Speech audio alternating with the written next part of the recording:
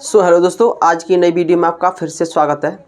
आज की वीडियो में हम पढ़ने वाले हैं क्लास 10th का मैथ, जिसकी एक्सरसाइज है 13.1। इसका क्वेश्चन नंबर 8 है। आइए देखते हैं इसको कैसे सॉल्व करते हैं।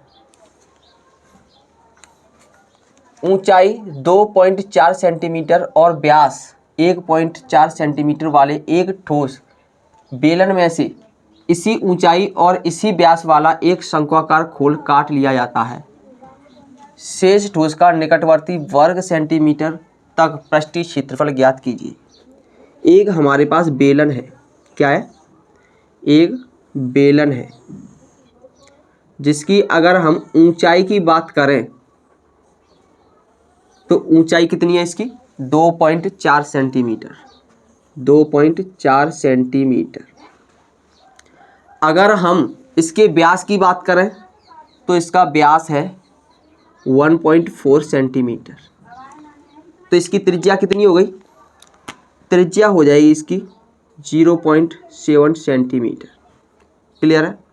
ये क्या है? एक बेलन है। क्लियर है?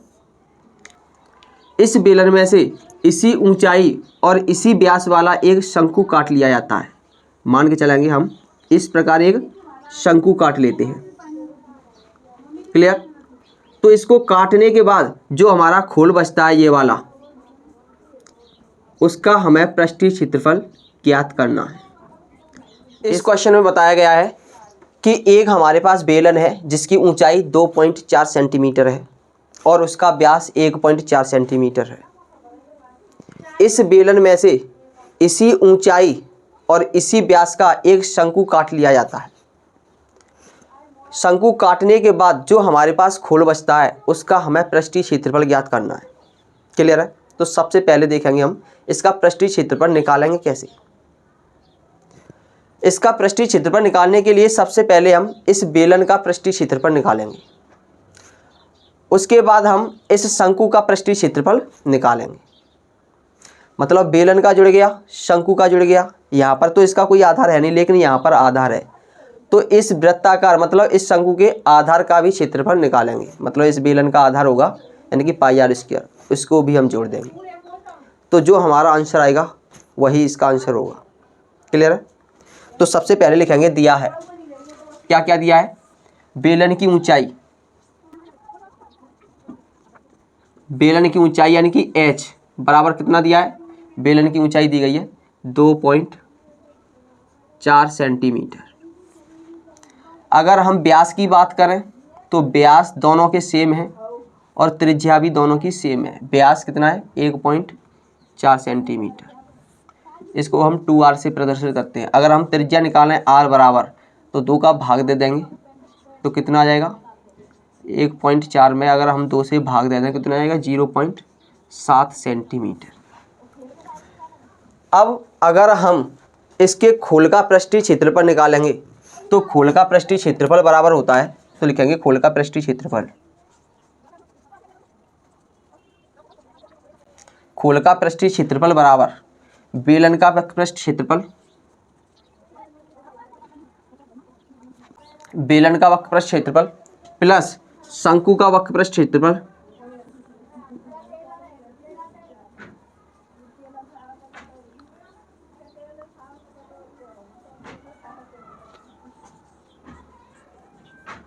प्लस बेलन का जो आधार है वो कैसा है? एक वृत्ताकार है यानी कि बेलन के आधार का क्षेत्रफल। अगर इसमें फॉर्मूला लगाएं तो बेलन का वक्रपृष्ठ क्षेत्रफल क्या होता है? बेलन का वक्रपृष्ठ क्षेत्रफल होता है 2πrh प्लस शंकु का वक्रपृष्ठ क्षेत्रफल होता है πrl प्लस बेलन का आधार, बेलन का आधार कैसा है? बेलन का आधार है वृत्ताकार, तो बेलन के आधार का क्षेत्रफल होगा पाई आर स्क्वायर। अब हमारे पास r भी है, h भी है, पाई का मान भी पता है, लेकिन l का मान नहीं पता है। तो l का मान निकालने के लिए क्या करेंगे? हम सबसे पहले l का मान निकालेंगे। क्लियर है? तो हमें पता है इसकी ऊंचाई कितनी है? 2.4। त्रिज्या कितनी है? त्रिज्या हो जाएगी 0.7। तो हम क्या निकालेंगे? इसका कर्ण निकाल लेंगे। क्या निकालेंगे? कर्ण। इसे मान लेंगे AOB। तो लिखेंगे समकोण त्रिभुज AOB में AO बी में। कर्ण, कर्ण क्या है हमारा AC, जिसे हम L से प्रदर्शित करेंगे। L बराबर क्या होगा h² प्लस r²। h का मान कितना है 2.4 का वर्ग प्लस r का मान कितना है 0.7 का वर्ग।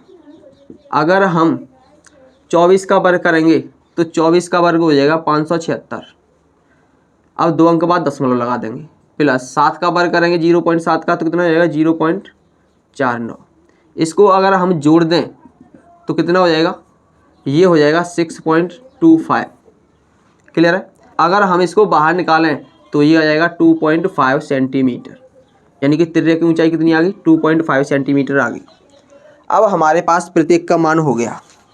इसमें से सबसे पहले हम पाई आर कॉमन लेंगे। क्या कॉमन लेंगे, पाई आर कॉमन लेंगे। तो पाई आर हम कॉमन ले लेंगे तो यहाँ पर बचेगा 2 और h प्लस यहाँ पर l प्लस यहाँ पर पाई चला गया, r बचेगी। क्लियर है। तो यहाँ पर मान रखेंगे हम, पाई का मान 22/7 इंटू r का मान कितना है 0.7 तो लिखेंगे 0.7।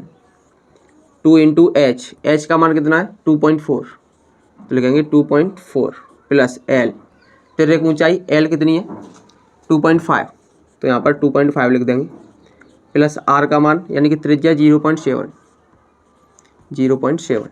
क्लियर है।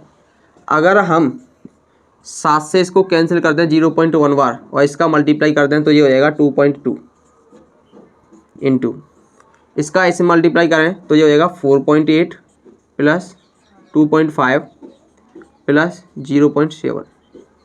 क्लियर। आगे सॉल्व करेंगे तो ये हो जाएगा 2.2। इन सभी को जोड़ दें तो 7 और 5 12, 12 और 8 कितने हो जाएंगे 20, 20 की 0 हासिल 2, 2 और 2 4, 4 और 4 8, दशमलव लगा देंगे।